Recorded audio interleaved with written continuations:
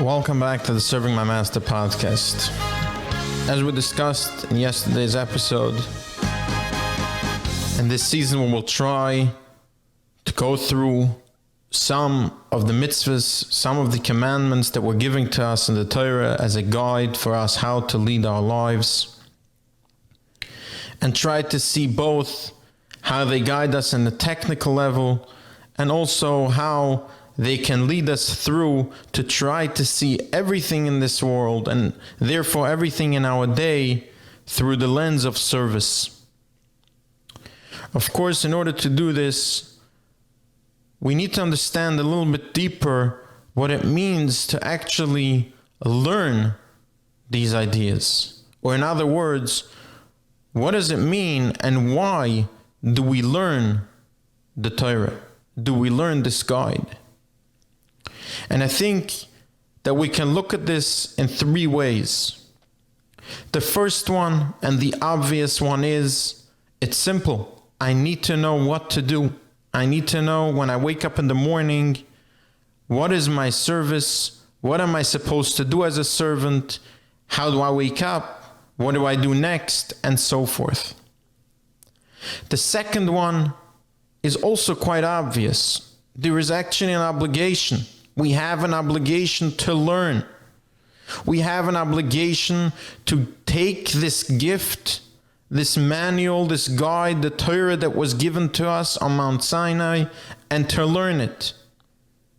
And this obligation is something that is relevant at every moment of day and night.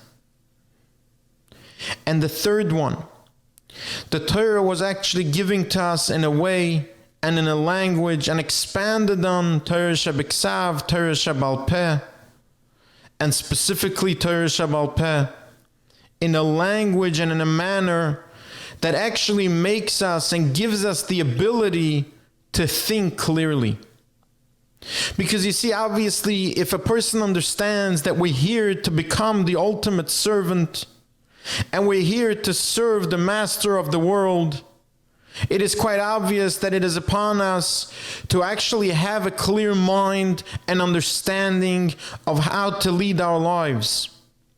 To have a clear mind and understanding of when we do something, what our approach should be, and how we need to understand what is happening to us and around us. And of course, we know the faults of the human being and the level that we're at. So of course Hashem had to give us a tool that would guide us and clear our vision so we can be able to see what is going on in this world. And furthermore, to actually be able to understand what the Torah is teaching us on all levels. And of course, this is something that we get from learning the Torah itself. The Torah itself was given to us in this language that trains our brain how to think. Trains our brain not to just accept things the way they are, but to try and look deeper. To try and clarify things, to try and question ideas that we hear until we get to the truth. The Torah is also called Torah's emes. We have to reach the level of emes. Without emes, we don't have anything. We need to be able to use the Torah as something that cleanses our brain and our thought process until it gets us to a place where we can actually think deeply and clearly. And then, like we said, we have the obligation to learn. This in itself, understanding that we have an obligation to do what otherwise we would think is obvious for us to do. Showing us again that we're not here to do what we think we should do.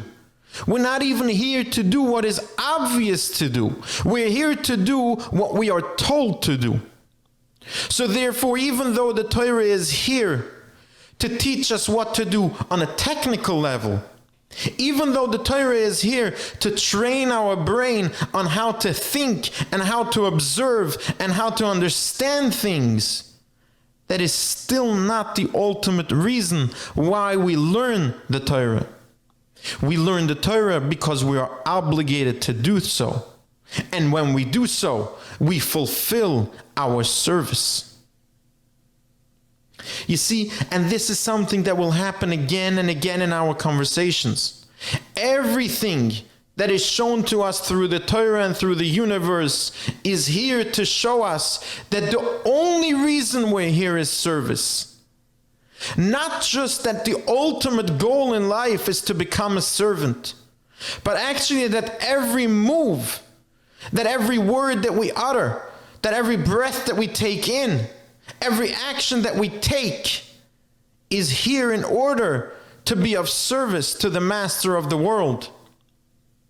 And indeed, every action is either in service or, God forbid, the opposite.